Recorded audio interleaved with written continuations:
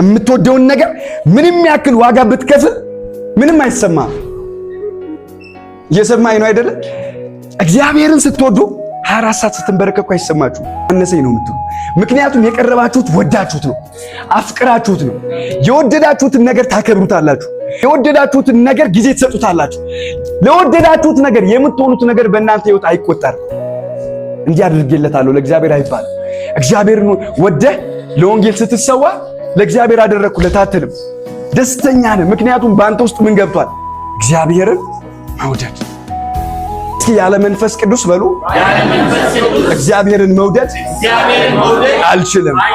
መጽሐፍ ጴጥሮስን ኢየሱስን የሚወደው ደቀ መዝሙር ይሏል። ይህ ደቀ መዝሙር ኢየሱስን ይወደዋል እና ጌታ ኢየሱስን እንደዚህ አለው፣ በወህኒ ብትጣል አብሬ እጣላለሁ፣ ብትገረፍ እገረፋለሁ፣ ብትሞት እንኳን አብሬ ምን እላለሁ? እሞታለሁ አለው። ጴጥሮስ አትሳሳት። ይሄኛው ስሜት ነው፣ ፍቅር አይደለም። ይሄ ፍቅር አይደለም። የሰው ልጅ ያለው ነው። በሌላ አማርኛ ያለ መንፈስ ቅዱስ እግዚአብሔርን መውደድ አይችልም።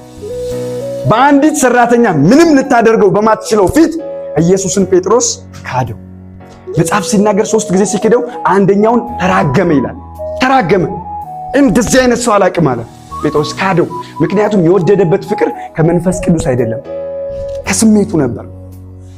እግዚአብሔርን ከስሜት መውደድና እግዚአብሔርን ከመንፈስ ቅዱስ መውደድ ይለያያል።